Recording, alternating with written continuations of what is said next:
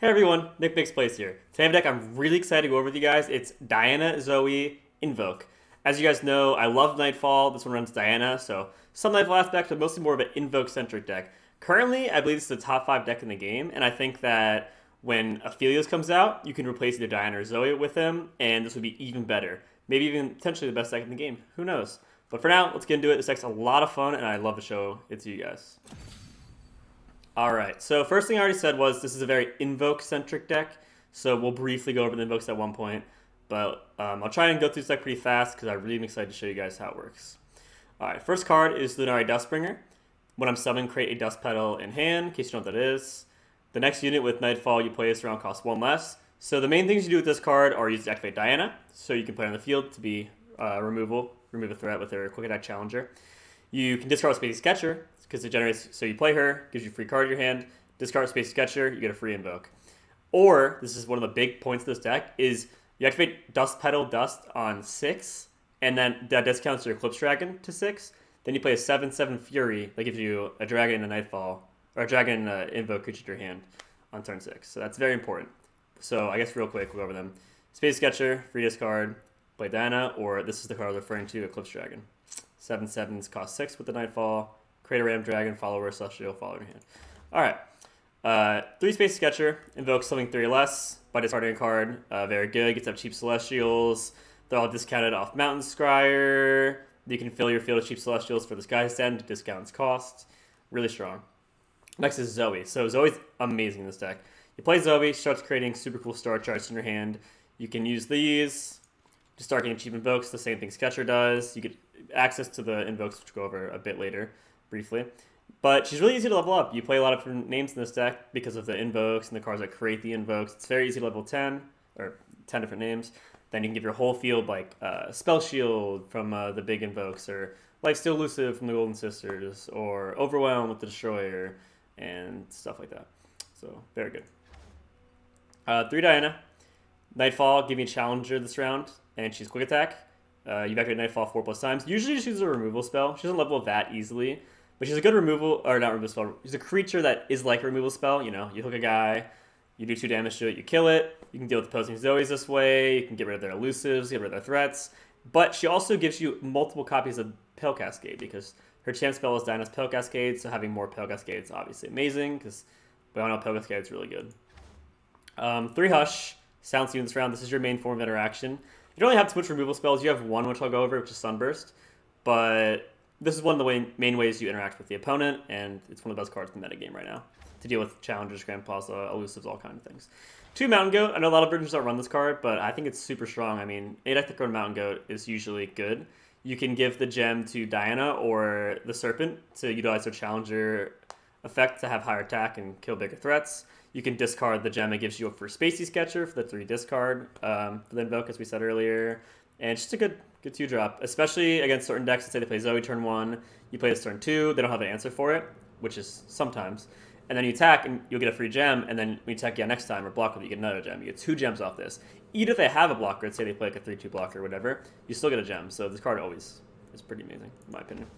And I think this deck doesn't have too many 2-drops. The only like 2-drop is Diana, but you don't play that without the Nightfall usually, so this fills a void of having 2-drops. You can run Slayer Shieldbearer. A lot of versions are like neither, but I think it's extremely important to have a 2-drop here. Anyways, 3 Pale Cascade. Give an ally +2/+1 this round. Nightfall, draw 1. Generically good. This is good a lot of the time. And it's easy after the Nightfall effect with the Dusk, or the Gem, or just playing a Sketcher, or, you know, a cheap Invoke or anything like that. Very good combat trick and helps you refuel. So yeah. Walnutary Priestess, this was the 40th card, so I guess we'll go over it later, and why I added it as the last card. 3 Slayer Sunforger, or Solari Priestess, I'm sorry. This gives you the Daybreak, invoke a Celestial card, cost 4, 5, or 6, which we'll go over in a bit. Alright, Scryer, Mountain Scryer. This is one of the main cards of the entire deck.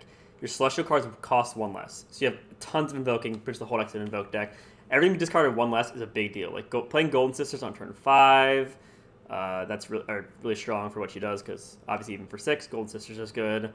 Playing your big bombs early, like the Great Beyond, costs less, Mortal Phoenix costs less, Destroy costs less, and Allegiance, Invoke. You have 38 Targon cards, and only 2 Shadow cards, which are Atrocity, so you're pretty much always hit it. 3 Starshaping. Invoke a Celestial card that costs 7 or more, then heal an ally, your Nexus 5. This gives you a win con while also healing your Nexus. Against aggro, you play it, you heal 5, you basically win. If you play it against just a mid-range matchup where they're ahead of tempo, you can sway the whole game, give yourself all the health back. It punches open attacks if they try and go for lethal, because they're like, oh, I don't want to develop a blocker, like a good blocker, like say you have Golden Sisters or whatever. So that card's really good, you can have that easily. It summons 2 blockers for 1 and has lifesteal. And they're like, okay, I want to play around that, I'll open attack to go for lethal, and then you have Starshaping, and you heal, and then you come back and you win. So very good, gives you the win con. We'll go over the Celestials in a bit. 2 Sunbursts, so this is the only removal spell in the deck. It's really good against Lee Sin. Like, obviously they can deny it, but either if they don't have deny or they play Lee Sin that turn, thinking it's safe, or just later in the game. It's just good to have an option to kill Lee Sin. You play it, if you play it as Daybreak, it silences it, so even if the Lee Sin gives itself barrier, it still kills it. So very strong against Lee Sin. Just a generic good removal spell. Target doesn't have very many removal spells, if at all. It's one of the only ones it has. So this is your removal spell, basically. You run 2 of these, but the Daybreak's notable versus Lee Sin. So 3 Eclipse Dragon. This is one of the cool things in the deck, or like one of the big things. It's the Dust Petal, making it cost 6. Playing a 7/7 with Fury on 6 is very strong, and it gives you a Dragon and Celestial Fire in your hand to refuel, go in the late game, give you win conditions. Just phenomenal combo. So very good. I said Atrocity. I guess we'll go over that last. Disguise Descend. Deal 15 to all enemies. Cost 15. As we all know, you can't have 15 mana in this game, but it costs 2 less for each Dragon or Celestial ally you have. Eclipse Dragon is a dragon that gives you a Celestial and a Dragon. You have all kinds of cheap invokes you have access to from Spacey Sketcher, from Zoe's Super Cool Star Chart. Slayer Priestess gives you Golden Sisters for just 2 Celestials, so you can make this cost like 7 and just blow up an enemy's field and win the game from there. It's very strong and one of the main points of this deck, I suppose. It's not like a key, it's like what the deck's built around, but it's like one of the perks of the deck is it can run a card this powerful. 2 Atrocity, so this card's really strong. Kill an ally through the damage equal to its power to anything. Obviously, a win condition can give you reach. You can use a Eclipse Dragon, deal 7. One of the main things you do with it is you want to use it on the Great Beyond and the Destroyer, since they have spell shields. So if you Atrocity those into their Nexus, it's hard for them to deal with because they have a spell shield protecting them, negating that spell they would use or skill. Also, a lot of the higher level invokes say they gain +1 attack for each Celestial you play this game. And this deck plays a ton of Celestials, so when you play Atrocity, you could have the Great Beyond, I said, the Destroyer, but the spell shield, and they could have like 12 plus attack, maybe even 15 or something like that. So really strong. On top of, they already have Overwhelm and spell elusive chip damage, but we'll get into the invokes in a second. So basically, with all these cards, without Lunar Priestess, it's the 39 card deck. I thought about what to add. Like, the biggest issue this deck has is I think that it has idle time too much, and by that I mean in the early game or mid game, you have turns where you can't really do anything. So I feel like a lower cost card is what I wanted. I could run like 1 Shield Bearer just for an extra copy of 2-drop. I didn't want another Sunburst because, again, the idle time is really like the biggest flaw I see this deck having. So I thought 3 mana card that can invoke, like Lunar Priestess, is pretty strong, and it's discarded, discounted off of the Dust Petal Dust. So this was the final card of the deck. This could be a flex spot, though. Like, whatever you want. Let's briefly go over the Celestials, very briefly, because they're not like main deck cards, but they are like pretty much the key part of the deck, so you should know what they do. I want to say one thing, a little known fact about Celestials, thing a lot of people don't know, is that they actually have different odds of getting them. The lower cost a card, the higher odds you have of getting it. They never give out the exact percents, but so basically the highest odds are Moon, Silver, and Serpent. And then units are more likely than spells, slightly. So the most likely card in the entire game to get off a random invoke is the Serpent, like off like Mountain Scry or Lunar Priest, whatever, because it is a 0 cost unit. So I guess I'll real quick say the implications of these cards, just so you know what to pick when you're invoking. All right, Moon Silver, reduce the cost of a card in hand by 1. This is good for just making things cost cheaper, setting up your curve, different names for Zoe, and activates Nightfall. Just a really well-rounded good card. The Serpent removes threats. You can buff it with a gem to make it have more attack. Just really generic good card to remove threats. Equinox, Silence a Follower, really good against Leviathan, Endure, all kinds of stuff like that. This card's very strong. The Charger, 4/1. You can use it offensively if they don't have like chump blockers, but it's actually really annoying as a defender, I think. You play it, because let's say they play a card that costs like 3 or 4 that has 4 health. Let's say they play Slayer Shield Bearer. Not Shield Bearer, sorry. Slayer Sunforger, the 5/4 with lifesteal. You can play this, And then they have to think, oh, well, I just played a 4-mana card, and if I attack, it'll trade the 1-mana card. So it's actually a good defender. A lot of times on offense, it's cool that it's Overwhelm, but they can block it with like a 1/1. And they take 3, which is nice, so you have the option to do that. But it's good as defender and also good offensively. When Zoe's leveled up, it can give everyone Overwhelm for cheap, too. Nice. Moonglow. Grant ally +0/+2 in Spell Shield. This is good on Zoe to ensure she can level up. Just generically good on a lot of things, give them health and make them hard to deal with. Messenger, very strong, 1/7 draw 1. Just generically good to refuel. Crescent Strike, good against Grand Plaza decks. With Challenger, can make it slightly more annoying for Lee Sin decks. Of course, it's like they could Notify it or whatever, but it makes them waste Notify, and then maybe you could do something later. So it makes their life a little bit harder. Stun 2 enemies, good against aggro and stuff too. The Trickster is the Trickster. He has Elusive, 3-mana 3/3, good body for defending against opposing Zoes, opposing Sparkle Flies. Elusive deck can put chip and damage and gives your whole field Elusive when you have Zoe level up. The Traveler, when you play this card, Invoke. Very good. When it's discounted off of Mountain Sky, it's a 3-mana 3/4 that invokes, so just in a unit that gives you more invoking. It's strong. Written the Stars, Draw Champion, reduces cost by 1, give it +2/+2. +2/+2 is really good because it makes Zoe cost 0 and gives her a 3/3, so she's a bit more bulky, easy to get the level condition, pokes for more damage, is elusive. With Diana, she has Quick Attack and Challenger, so that's very potent with the +2/+2. The extra health keeps her alive, and the extra +2 lets her kill bigger cards for more value. Meteor Shower, do 4 to enemy, 1 to another. You kind of just want to max value this card. It gives you access to removal spells, which target doesn't really have much of. Obviously, I have the Sunburst I said before. Deal 4 to enemy, and then 1 to another is good. If you can space it out, of course, you want to do it like a unit with like 4 health and a unit with like 1 health, and that's max value. So kill 2 cards for 1. The Warrior, 5/5 Challenger. With Mountain Scry, it's a 4-mana 5/5 Challenger, which is strong. Just generic card. Can get used for all kinds of things. Fallen Comet, obliterate an enemy unit or landmark. Really good against big threats. Like you can use them if you can like Hush an Aurelion Soul and then use Fallen Comet to obliterate it. It gives sort of a Captain Farron if it's going to push for game. You can try to use it on Lee Sin. You can try to use it on Star Springs. You kind of just use this to remove big threats. Dayhunder, stuff like that. Golden Sisters, when I'm summoned, summon the Silver Sister. Silver Sister, elusive. So this heals you back. With Zoe level up, it gives your whole field life still elusive. It's just generically good, and it makes the Skies Ascend cheaper by 2 because they're both Celestials. Cosmic Inspiration, game winning in a lot of matchups. If you behold a Celestial card, grant allies everywhere +2/+2. A lot of mid-range matchups can't deal with this card. It's really crazy when you're a whole because this deck can easily go wide with like 6 units by playing, Space Sketchers are 1/1 that can summon like a 2/1, the Serpent, and Zoe's a 1/1, and you can just play all these different units, but they're all kind of weak. But if you play Cosmic Inspiration, you have a Celestial, then everything gets +2/+2, which is very strong. It's everywhere, so your hand, field, deck, everything. All right. The Destroyer, when I'm summoned, grant me +1/+0 for each Celestial card you played this game. This card is very strong with Atrocity. As I said, you play a bunch of small cards like Celestials early game with the Spacey Sketcher and the Zoe, like Equinox, Charger, Serpent, Messenger, Trickster, Moonsilver, etc. And then this can easily gain like 5 attack. Has Overwhelm and Spell Shield, so you're attacking for damage, it's hard to stop. Then if you have Atrocity, it has Spell Shield protecting it. So let's say like you're going to Atrocity it, and all they have is 1 removal spell. They have like 1 Concerted Strike or something. Then you can just Spell Shield, and then it lives. So it makes Atrocity way easier. This is one of the main points of Atrocity is to use it on this and this to go for lethal.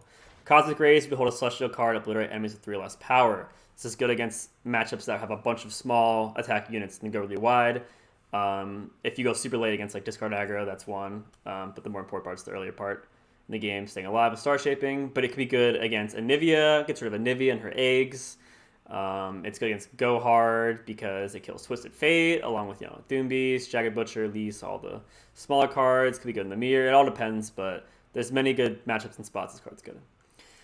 The Immortal Fire. When I'm summoned, grant me +1/+0 for each Celestial card you play this game, so it gets stronger and it's elusive. The first one will die, fully heal me instead. This card's really good against Raven Ezreal, especially after you got rid of their Arachnid Sentries in the early game.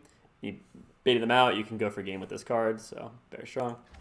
Supernova, 9-mana slow, but hold a Celestial, obliterate 2 enemy units or landmarks. This is a game-changing card. Again, let's say like you hush their Aurelion Soul so that it doesn't have Spell Shield anymore, and you Supernova, banish Aurelion Soul and their Eclipse Dragon. That's just getting rid of a 10/10 and a 7/7 for 9 plus hush. But if they don't have Spell Shield, let's say they have a field of like Swain Leviathan, you can just banish both. Very strong. The Great Beyond, when I'm summoned, grant me +1/+0 for each celestial card you play this game. I'm a dragon. Smiley face. So, 9 mana, 8/8. Already very strong, elusive. Hard to be dealt with. Has Fury, it's just a bonus, kind of. But you can chip for big damage to have elusive blockers. He has spell shields, so it can't be removed that easily if you go for lethal with it. Gets stronger, push for game, and Atrocity, plus the strength bonus, plus spell shield is way to go for game. And it's also a dragon and a celestial, so it discounts the Sky Sun twice. Living Legends. Fill your hand with random fleeting celestial cards to fill your mana to full. Very strong with Mountain Scryer. This makes the Living Legend discounted itself, but then it also makes everything you have discounted that you get off this. So, yeah, very powerful. You can do, it's a game-winning card. It's one of the best cards. It also lets you refuel, or if game's close and you're low on cards, you just get a whole handful and then you win. Playing tons of cheap celestial cards that are very powerful. Final card, the Scourge. 10/10 for 10. Challenger. When I'm summoned, grant me +1/+0 for each celestial card you play this game. Attack, give other allies +2/+2 to everyone this round. As I said, you can play a bunch of wide, small units. You got full board. Then you buff them all up with +2/+2 and overwhelm, and you're attacking for lethal. So that's how you use the invokes. Alright, let's get into some games. Alright, we're playing against Draven Twisted Fate. Interesting. I've been seeing a lot more Twisted Fate swaying lately. Maybe he just thought these were two of the best champions, and he put them together. It sounds really good, though. We can mulligan this. It's very expensive. We want to start with Zoe, Mountain Goat, Priestess, 1, 2, 3. Very good. He has a lot of removal spells, so I feel that this hand's amazing. I feel that this will be removed easily. Won't level up this game, but a lot of our decks don't have that luxury, and you're able to remove them. Interesting. So here we have to take 2. We can heal back with Starshipping later, but we at least want to attack and get a star chart before anything else happens. A star chart is amazing. So I don't particularly want to trade this Mountain Goat for this, so I'm not going to play it yet. I just want to attack and then try and get a super cool star chart. Okay, cool. No Death Hands cost 3, so can't use that. Make It Rain now costs 3 too. So let's get some cards in the field. The gem could be used for a Night Collector for Diana to get her Quick Attack Challenger, soak in the super cool star chart. We have all kinds of options right here. So he's going to play Draven, I'm sure. Yeah. You know he has it from Draven's biggest fan. I think Invoking here is good. Golden Sisters can help us heal back later. Yeah, let's get that. We also could have got the Warrior or Traveler just to play something on turn 5, but I think we're fine. We'll take 5 here. We can heal back with Starshaping Golden Sisters, so there's no reason to lose our blockers necessarily. Alright. We need a Nightfall Activator. 3 super cool star chart. Interesting. A lot of good options here. I think 0 mana cards could be good to have options this turn. Maybe Moon Silver, so we can play the Gold Sisters next turn could be good. And I also want to use super cool star chart this turn anyway, because that way when we attack, we get another super cool star chart.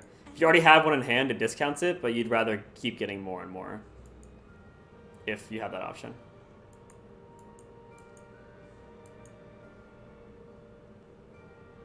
So if he develops here, and taps under Draven's Whirlwind, Rolling Death, then we could try and attack with the Mountain Goat also, so they trade. But if I attack with this, and Mountain Goat, it threatens that he could use Draven's Rolling Death on Zoe, which I don't want.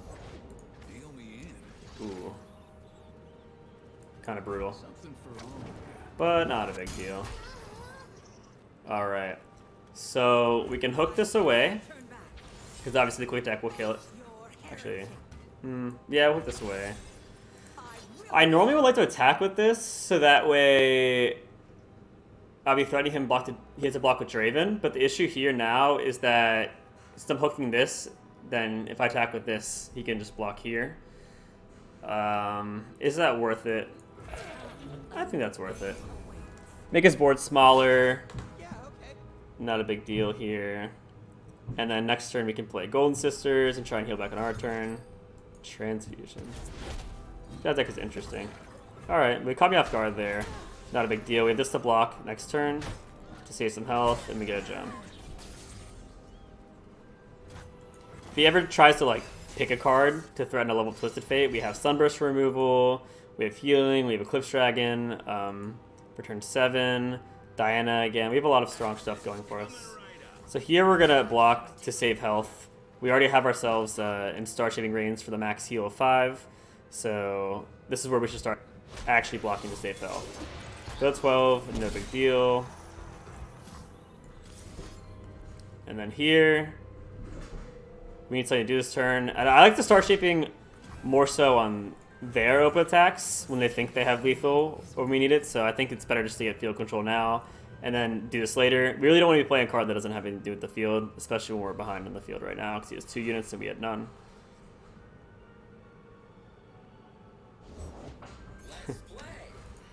Interesting.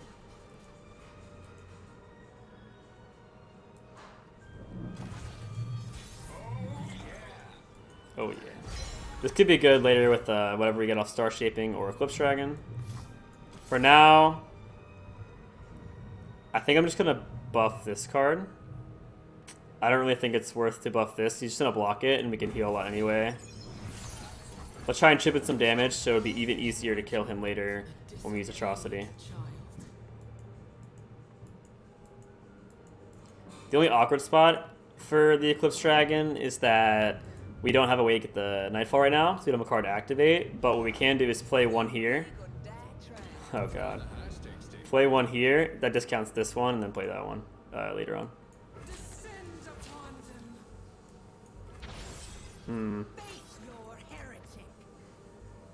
Do I kill this or do I kill Draven? I think I'm going to kill this in case he does pick a card. He also might be drawing a lot of Brash Gambler. We can't have this level up.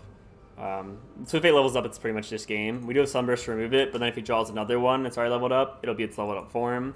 As well as this makes Draven's Whirling Death worse because he wants to Whirling Death this or this. Or I guess for this he could just do it straight up, but for this he'd have to use an axe. Okay, how about 14? That's in decent range. There's no healing in these regions except for Citrus Courier, which I doubt he runs, so whatever damage we do is mostly permanent. Interesting. Let's do this. Always have a backup plan. So we need to kill this. I don't think we're low enough to where we have to block with Diana quite yet. We might actually get close to leveling her up in the near future. Because I think what we're going to do is play Dustbringer into Dust Petal into Eclipse Dragon this turn. Interesting. That's pretty good, but we're still fine. Alright. Let's play this here. Let's see what he does. We have to attack with this next turn to get the heal in. I hope he doesn't play Ravenous Flock. That's why he's doing this, to get rid of our healing. It's one of our only access to healing besides Starshaping right now. Alright. I think it's still good to go for tempo here on the board. This is good. So this already 2 means that it gains plus 2 attack. So it's a 9/7. We could play it. We could chip in, some damage here with the Overwhelm, and we could just go for Atrocity lethal. I'm trying to get a feel for how many spells he plays, like for Nexus damage. I'm not entirely sure right now. I don't really think he's playing like Decimate or anything like that. Oh, he plays Might? Jeez.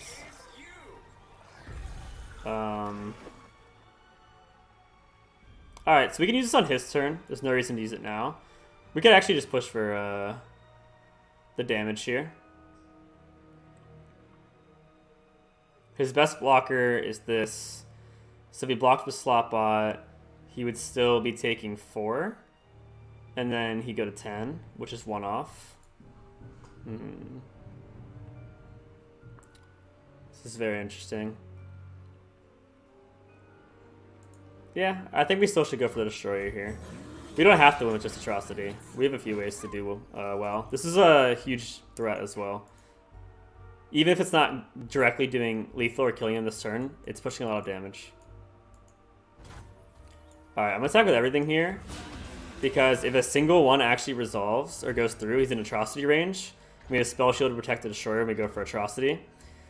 I feel even if he does like remove something, like block here, and just take this directly, or take, like if he takes anything directly without using a spell, then he dies, and if he uses a spell, he's wasting his resources, which is fine by me.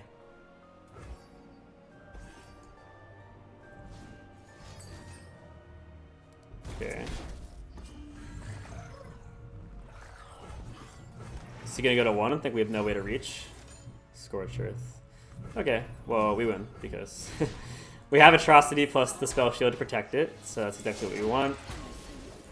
Sunburst to remove threats. We have Starshaping to heal still. This is just, I mean, we don't have dragons in this deck besides, we have this and we have the Great Beyond if we invoke it. But it's still just like a 9/6, which is strong with Fury.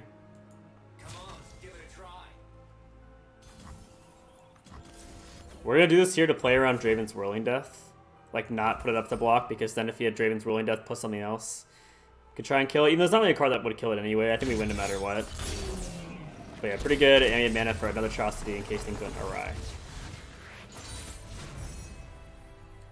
Alright, we're playing Callista, Elise, Freyard, Shadow Isles. This is most likely an Endure deck, which is great for us because we have access to Equinox via Spacey Sketcher, which can allow us to deal with it really well. With this hand, I think we'll just keep everything. We need to be wary of very quick, fast aggression in the early game from them, because our units don't really have too much attack. Okay, he doesn't have a 1-drop. That's a great start from us. Even if he did, we had a blocker, so it's not really a big deal. That's exactly what we want. So let's attack here, get chip damage in, see what he plays. Maybe he's Curse Keeper, Elise. So good thing we attack, because if we developed, he could have just played Elise and ruin all of our damage. So chipping 2. It's not an aggro deck by any means, but it's good to chip damage just because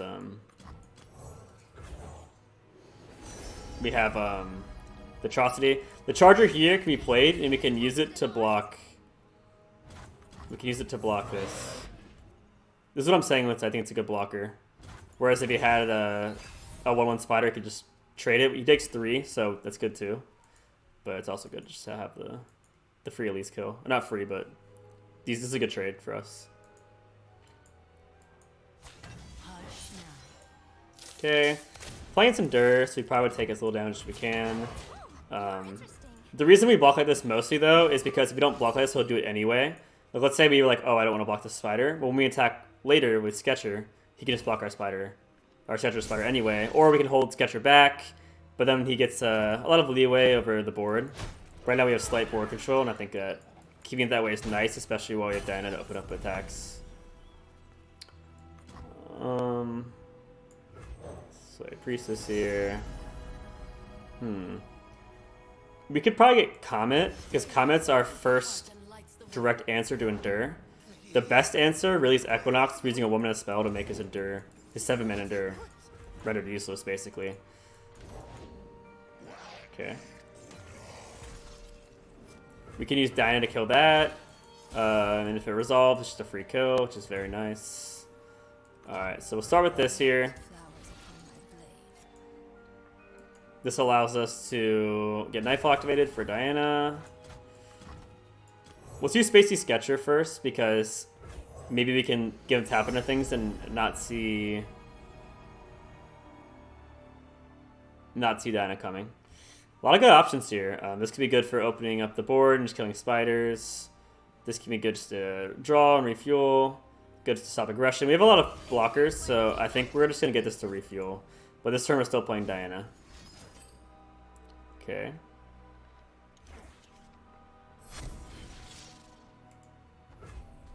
Alright. Play Diana here. Kill this. He is getting his Endure stronger, but again, we have Comet for it. I'm okay with getting chip damage in here to trade for these, because we have tons of blockers for his aggression. This gets us closer to a range we can kill with Elusives or Atrocity or something like that. Okay.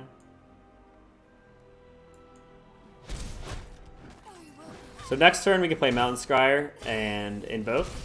And since our Slushes cost 1 less, we can also play the Messenger. We can play this and then discounted this all in 1 turn.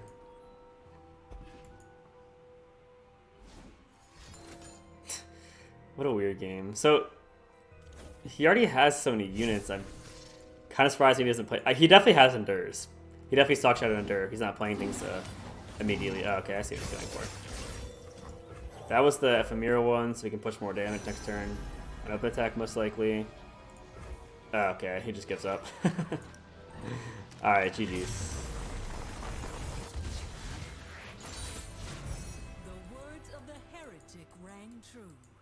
All right, well, that's the deck. I think that's super fun. A lot of cool invoking stuff. We saw some with Atrocity, the second level of Zoe easily.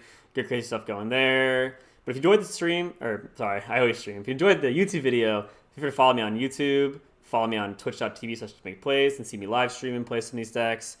So yeah, I hope you enjoyed it. Let me know in the comments below what you want to see and what videos you enjoy. I'll have a lot more videos coming out soon and more deck guides. So see you there. Peace.